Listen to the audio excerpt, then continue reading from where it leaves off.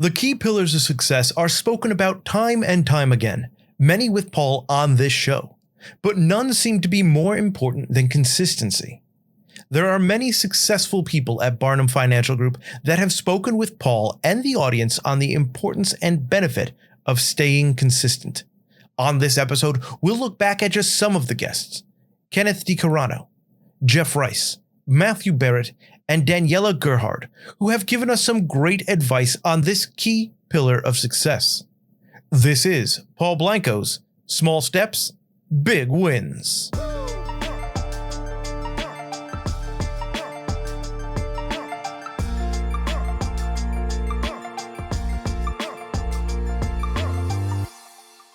Financial Services Executive at Barnum Financial Group, Kenneth DiCairano. As I remember, you did such a good job with the clients you had, and you had a great process and review. And I remember back then where a lot of clients didn't go to the office that much in those days, but you had it pretty set up where your clients were pretty local. It was almost like a CPA practice where they were coming in and seeing you. And then we spent a bunch of time on, like, how do we get you to see more people, right? And when it's all said and done, you could be the greatest planner, but if you're not in front of people that need our products, it's hard to be successful. And we put you in Plan Smart. Right. And I remember coming to you and saying, hey, how would you like to teach at Fortune 500 companies? And then you meet with the people. And I think that was just a natural for you. So let's talk about, like, how were you feeling when that happened? And all of a sudden, you know, you go from calling card leads at Ameriprise to now speaking and teaching people. And how did that help your practice? Yes, that was a big factor in helping it grow quickly. Yeah. Like you said, getting in front of people is really what we want to do. And now it could be on Zoom, right? So it's easier. But that just opened it up to a lot more people to see and to help. Yeah. You know, compared to calling. When I first started out, I was calling out of the phone book. So it's amazing. Meeting people in you know, a seminar setting where we can answer specific questions of theirs, they got to know us a little bit better. So the follow-up from those seminars were really good meetings. Yeah.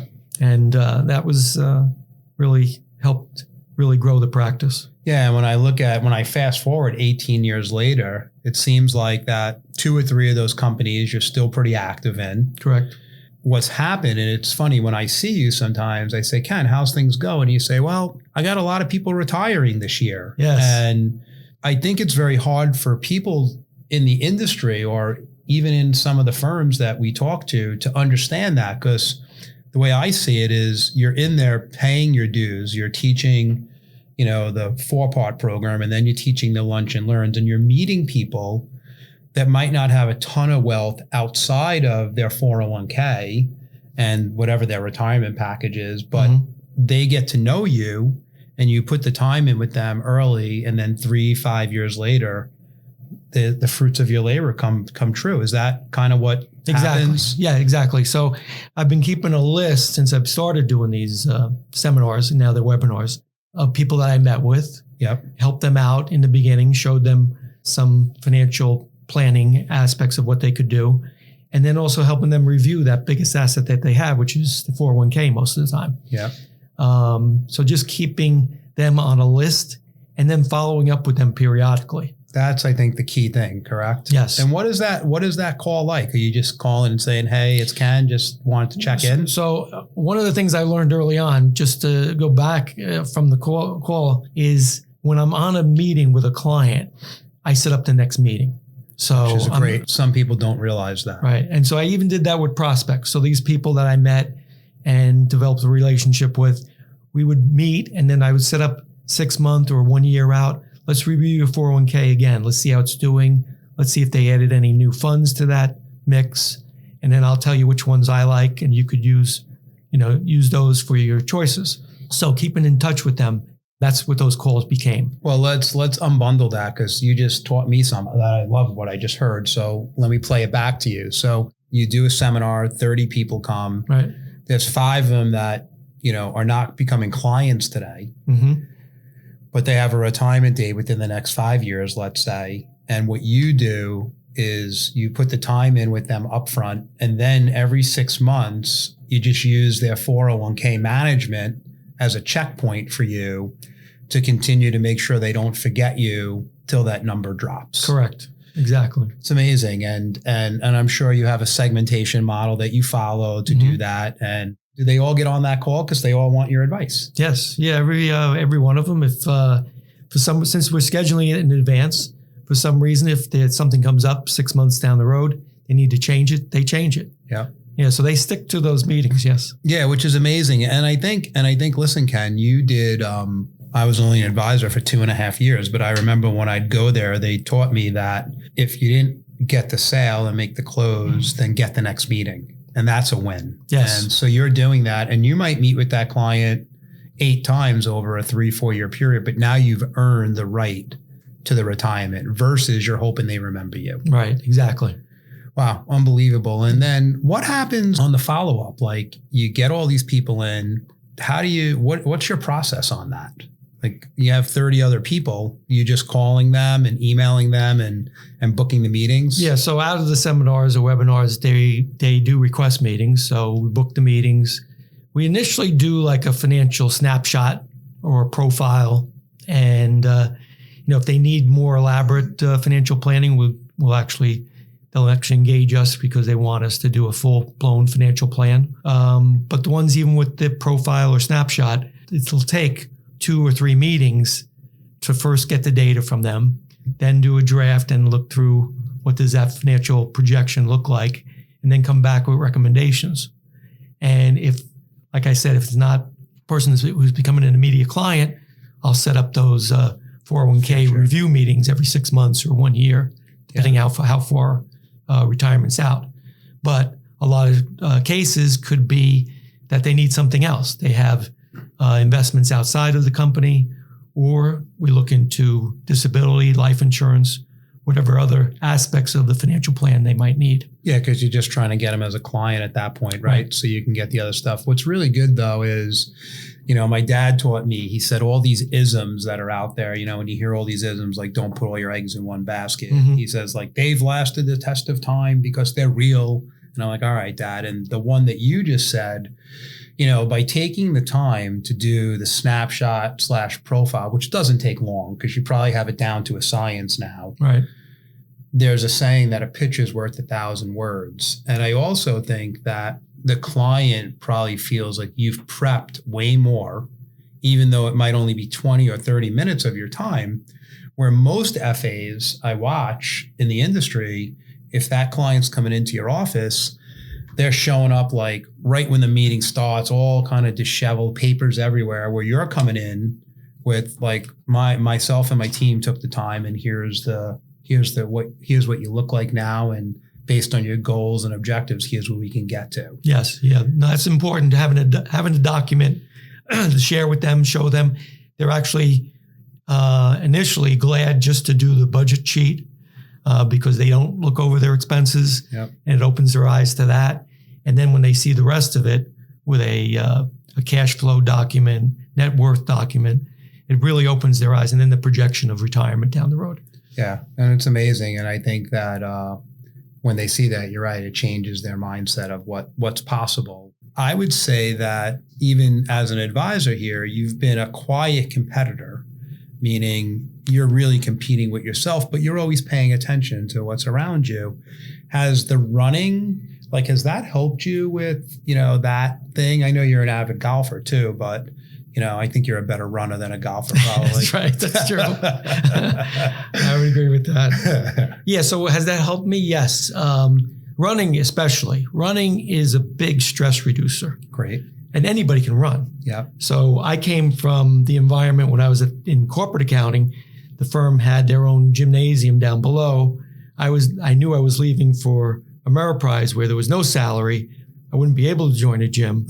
So I said, what can I do? I can run. I can go outside and run. So that's how. Oh, that was the genesis of it. Yeah, that's how I started off running. Great. And then different aspects, so meeting with friends and people, other runners, got me into doing the marathon. Yeah. Actually, there was a show, The Biggest Loser. Yep, I remember that. Years ago. And they used to run 1 mile in the beginning of the show. By the end of the show, the people that were left on it ran a marathon. So I didn't remember that. That gave you the motivation. That gave me the motivation that, hey, I could probably do that too. So I've done 8 marathons, all New York City. And but it's the stress reliever, just running down the street and getting your mind cleared. My wife, Paulette, always asks, what do you think about when you go out on a run? You're going to run 10 miles, 10 miles, yeah. Today. What are you thinking about? And I told her, I said, thinking about how I'm going to get back.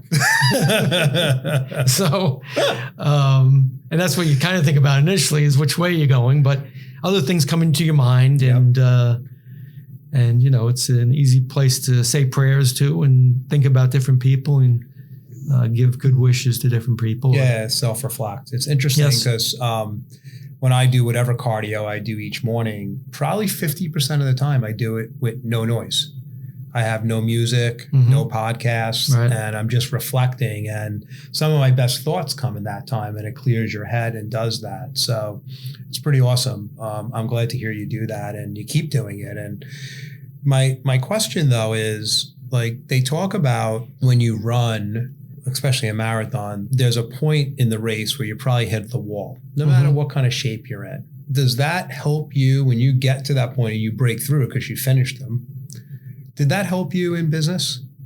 Like being able to know that you could accomplish something? I think that goes along with persistency. Being persistent is one of the key factors in this business.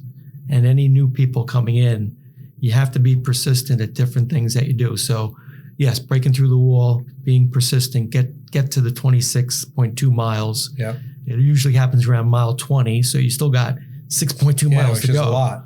But yeah, so I think being persistent is what helps me get through the running barrier and the work barriers, making sure you're doing the things you have to do. Yeah, it's interesting. As you're saying the word persistent, I'm thinking consistent too, because if I think about your years here, you're just super consistent with not only your results, the results of the after fact, but it's the behaviors and the habits you've created that keeps you super consistent. And then, it's interesting. I for all the listeners here, I usually say this at the end, but when you think of small steps to, for big wins, you're doing like your little 401k strategy, your little doing the financial plan, like there's very much intentionality, but there's small little things that have just added up. And what you've done is you've stacked those on top of each other.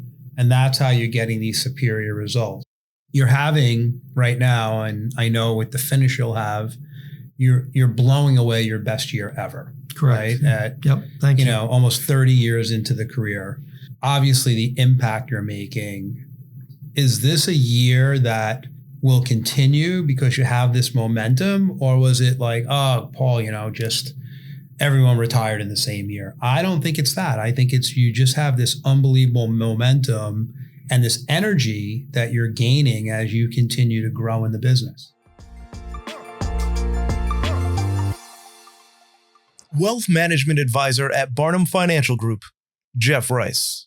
What does a normal week look like for you now with, between having the technology, having the infrastructure and the other advisors? What's your normal week look like? How many people are you seeing? And give me a little color on what your week is like now. Yeah, well, previously I would probably see 12 people a week and really my clients are all over the place as well. So I'm not really geographically centered. So I'd be going to Rhode Island one day a week, up to Torrington another day in the week, and so forth and so on. So I would probably see 12 per week. And I would say that on average, I'm seeing probably 25, or probably in the calendar on a weekly basis. And I'm able to see people via Zoom or Teams or whatever it is to, kind of cut that back substantially, which is great, in order to see, many more people. I'd like to see more. It's just, a question of how much time I'm able to spend with people. And, so if you're factoring in 45 minutes an hour, so forth and so on. But I would say Monday, we start every Monday with our team meeting, which is important for us to talk about last week, talk about this week and what we're planning and what we're expecting for the week. Every person on the team goes through what their week looked like last week and this week. We go through our numbers as a team from all the different products. And the mill, as far as what we're expecting to come out this week, as far as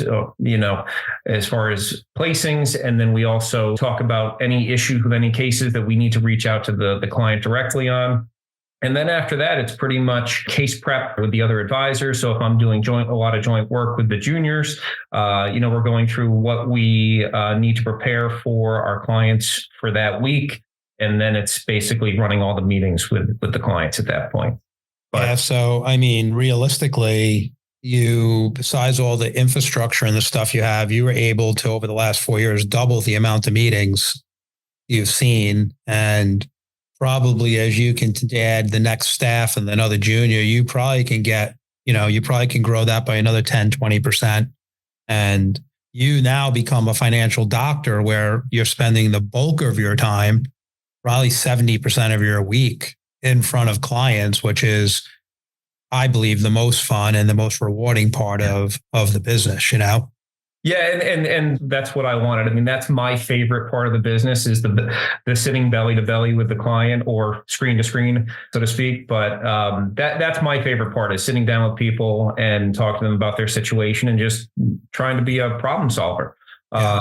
And then, the beauty is that at the end of every meeting, I'm also able to then delegate everything out to the team. So I'll send, my notes from the meeting to the junior that's on the appointment, and also the support staff that's needed. And then they delegate everything out, which is awesome. So it's basically everything is automated. Everything is good to go and ready for me, which is awesome.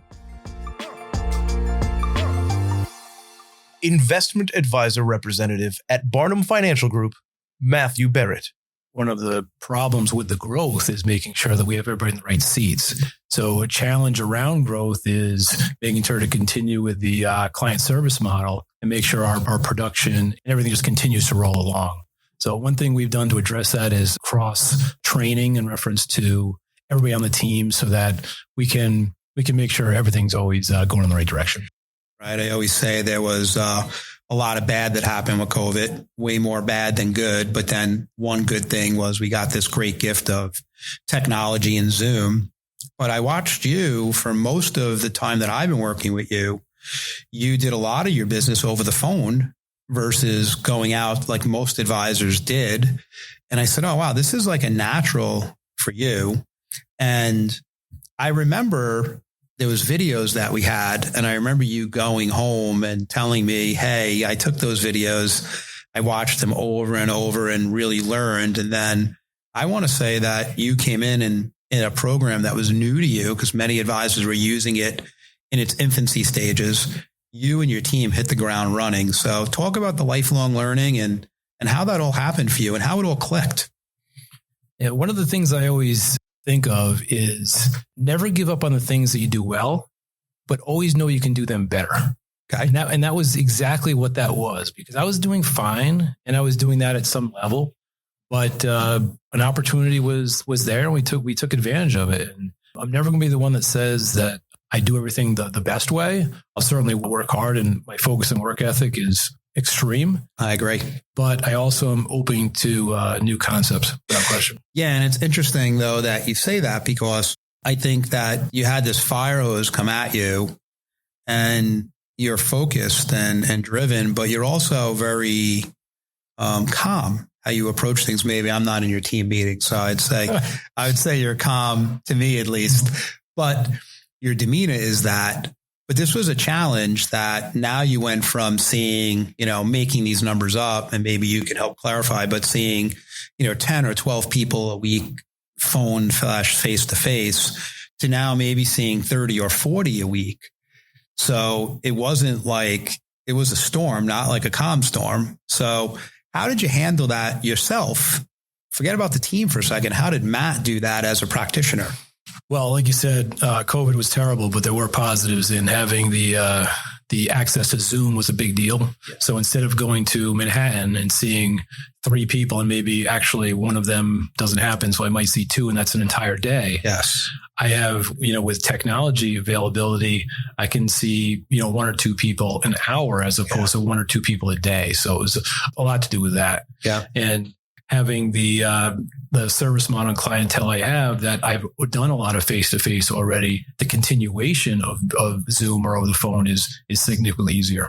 Yeah. So that's an interesting transition, because you, not only the new clients that you're bringing on and the access to that, you switched your service model, which many advisors did, to probably 90% Zoom now and 10% face-to-face versus the other way around, which freed up lots of time and effectiveness. Mm-hmm. I think it's really effective.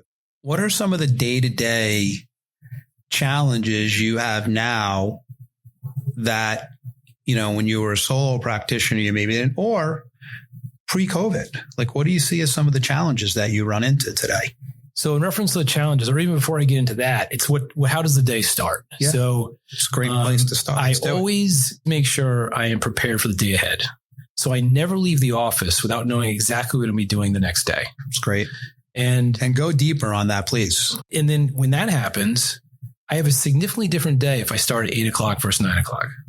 If I'm in the office at 8 o'clock, the whole day is proactive. I'm doing exactly what I want to do in exactly the order that I prepared for, and still have time to handle client needs as they happen. If I come in at 9 o'clock, everything is reactive, and I'm fighting fires the whole day, and it's a completely different experience and mindset. It's interesting. So it's funny that you say that. I remember when I took the transition to go into leadership and become the CEO of the firm. There's only 9 people here, so I wasn't like the CEO of this big conglomerate. But I remember getting into the office around 8:30, because when I was an advisor, I'd be out to 9 o'clock, 10 o'clock at night. So I'd get some sleep, get in a little later. And then I remember seeing many advisors here when I got here. So I'm like, oh my God, I got to get in before these guys, like speed of the shop, speed of the boss, right? So I start coming in earlier. Then I can't work out late at night because I'm exhausted. And so I started going in the morning. And the earlier I went to the gym, the better my day was, because I wasn't rushing.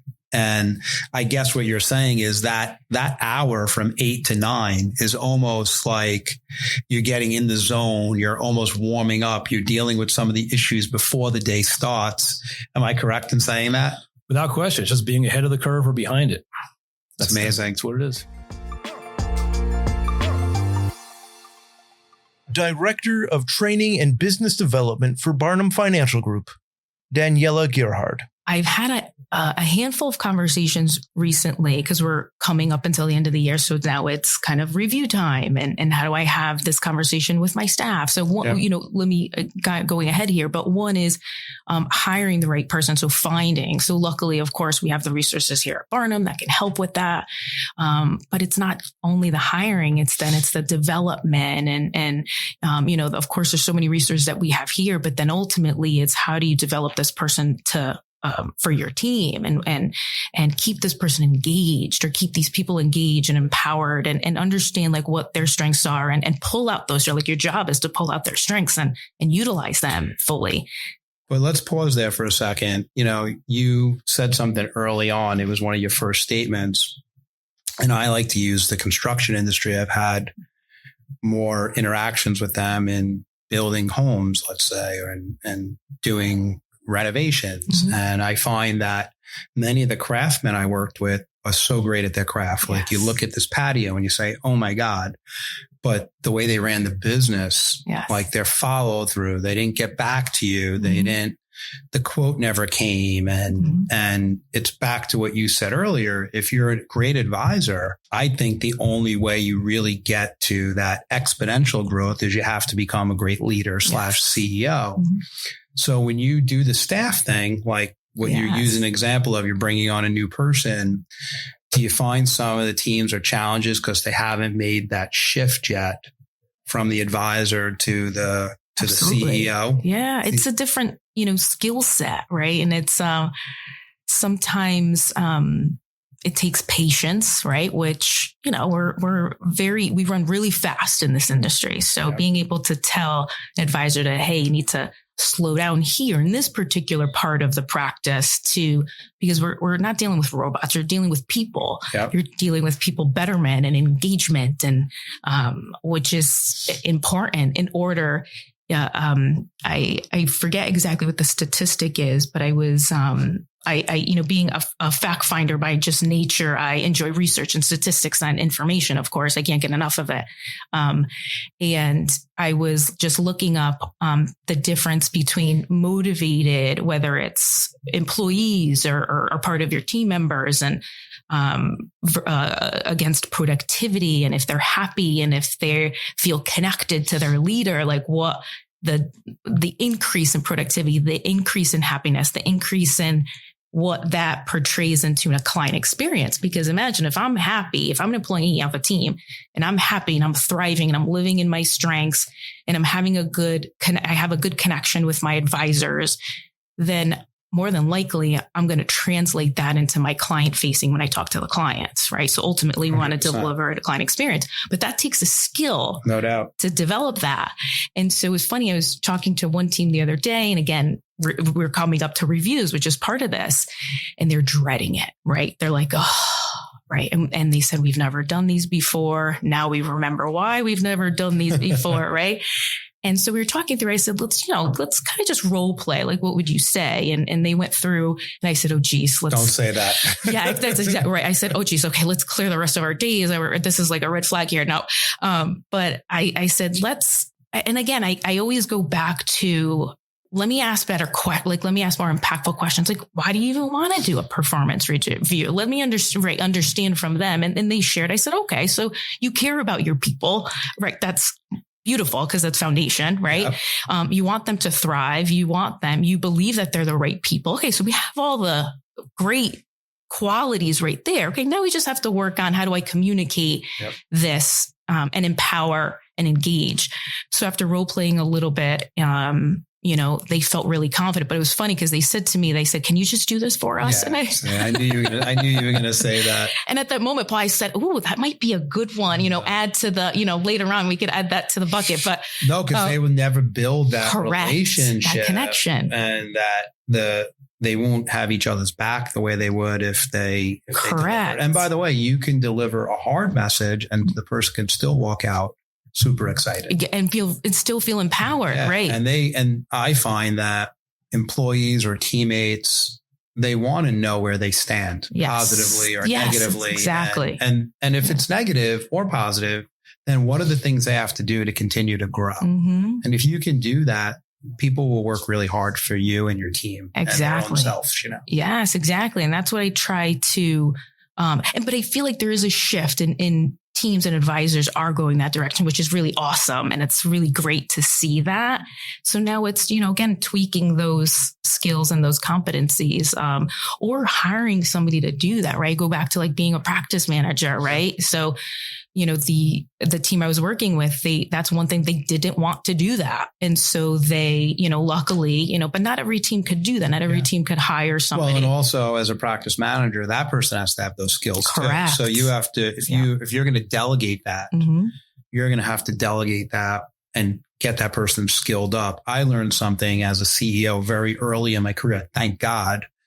Someone said this to me. I was really struggling. I was delegating, you're a CEO, get the right people and then delegate stuff out and manage it though. And you can't just walk away. It's not like, they're just going to be you in a minute. Mm-hmm.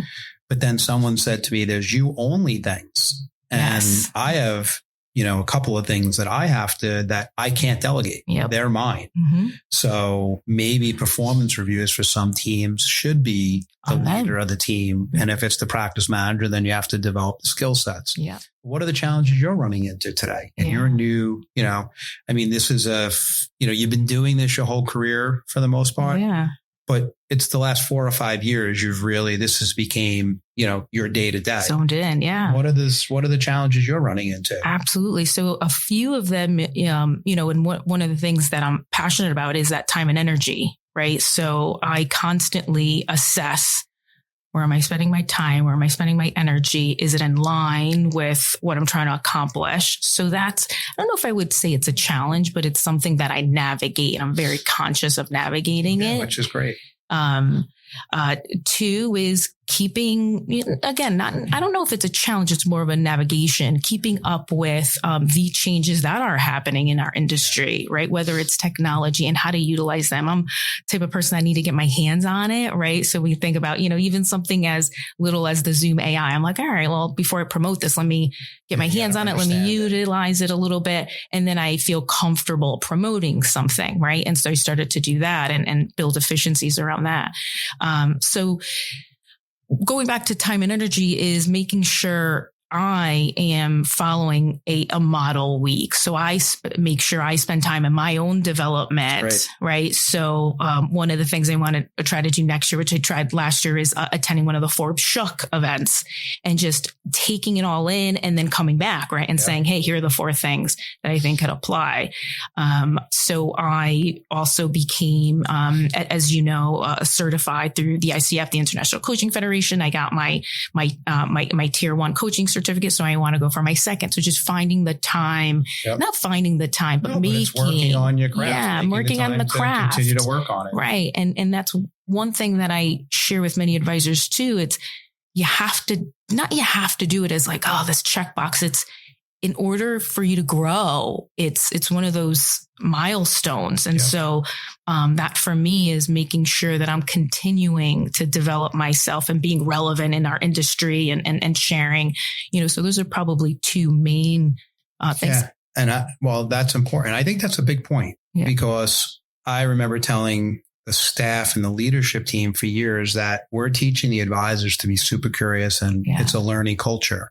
If you don't do that, in 3-5 years, they'll be so much more knowledgeable that you'll become obsolete. So I think that it's really critical that you continue to bring that energy to those things to continue to grow. And you're right. It's, when you think of being a complete person, a wife, a mom, and then obviously a leader, you have to find that time and you have to be super disciplined. And let's actually spend a little time on that word. Do you find, because you're challenging advisors to get stuff done, do you find that the ones that are more disciplined and they execute faster? Because execution is like a word that's used so much, but I think it takes great discipline to change. And I think people forget that you can't be a great executor if you're not disciplined enough to change. So I couldn't agree more. I think it's discipline and also consistency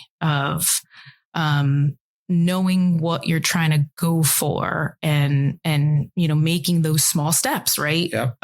Every day. So discipline, consistency, definitely. And then, just looking at yourself as a whole person, not all the hats you wear, right? So for instance, all the hats, right? Just like you said, it's mom, it's wife, it's coach, it's daughter, it's, I can go on and on and on. And so making sure that those hats are integrated into who I am, right? And working on that constantly. And it does take discipline and consistency and a lot of hard work. It's a lot of hard work. We hear this all the time. It's always the work that nobody sees, right? Correct. But that's how you build a great business. Right. Thank you for listening to Small Steps, Big Wins. Please rate, review, and subscribe on Apple Podcasts, Spotify, or wherever you listen to your podcasts. All opinions expressed by the program participants are solely their current opinions and do not reflect the opinions their respective parent companies or affiliates or the companies with which the program participants are affiliated. Investments or strategies mentioned in this program may not be suitable for you, and you should make your own independent decision regarding them. This material does not take into account your particular investment objectives, financial situation, or needs, and is not intended as recommendations appropriate for you. You should strongly consider seeking advice from your own investment advisor. Securities and investment advisory services offered through qualified registered representatives of MML Investor Services, LLC. Member SIPC, 6 Corporate Drive, Shelton, Connecticut, 06484, telephone number 203-513-6000.